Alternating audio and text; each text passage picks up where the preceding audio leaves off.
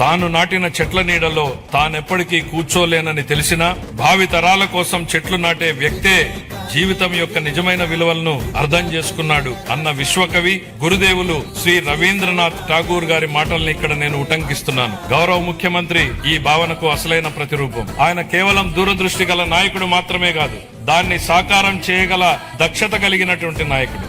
తన దార్శనికతతో అమలు చేస్తున్న విధానాలు భావితరాలకు మేలు చేస్తాయన్న దృఢ విశ్వాసంతో వాటి సాధనకు అహర్నిశలు నిస్వార్థంగా కృషి చేస్తున్న గొప్ప నాయకుడు.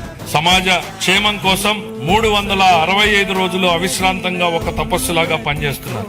1990వ దశకంలో ఆయన ఇన్ఫర్మేషన్ టెక్నాలజీ గురించి మాట్లాడినప్పుడు, దార్శనికతను అమల్లో పెట్టినప్పుడు దాని ఫలితం ఎలా ఉంటుందో చాలా మందికి అర్థం కాలేదు. కానీ అప్పటి యువత దాంతో ప్రయోజనం పొంది జీవితంలో పురోగమించడమే కాకుండా ప్రపంచవ్యాప్తంగా అవకాశాల్ని అందిపుచ్చుకుని సత్తా చాటారు. అప్పుడు ఆయన అమలు చేసిన సంస్కరణలు, తీసుకున్న విప్లవాత్మక నిర్ణయాలతో వెలిగించిన దీపం లక్షలాది జీవితాల్లో వెలుగు నింపింది. నేడు ఆయన విజయగాథను ఆయనే పునరావృతం చేస్తున్నారు. కానీ ఇప్పుడు మరింత గొప్ప దూరదృష్టితో, మరింత సమున్నత లక్ష్యంతో కొత్త చరిత్రను లెక్కించబోతున్నారు. భవిష్యత్తును అంచనా వేసేందుకు ఉత్తమ మార్గం దాన్ని సృష్టించడమే అన్న సూక్తిని బలంగా నమ్మే వ్యక్తి ముఖ్యమంత్రి గారు. Deep tech, AI, quantum computing వంటి ఆధునిక టెక్నాలజీలు ప్రతి కుటుంబం నుంచి ఒక ఎంటర్ప్రెన్యూర్ వంటి విధానాలు కేంద్రంగా ఆయన ఇప్పుడు రాష్ట్రాన్ని సరికొత్త శకంలోకి నడిపిస్తున్నారు. ఆయన మార్గదర్శకత్వంలో ఏపీ వెల్త్ ఫండ్ ను ప్రారంభించబోతున్నాం. రాబోయే రోజుల్లో అది నార్వే, యుఏఈ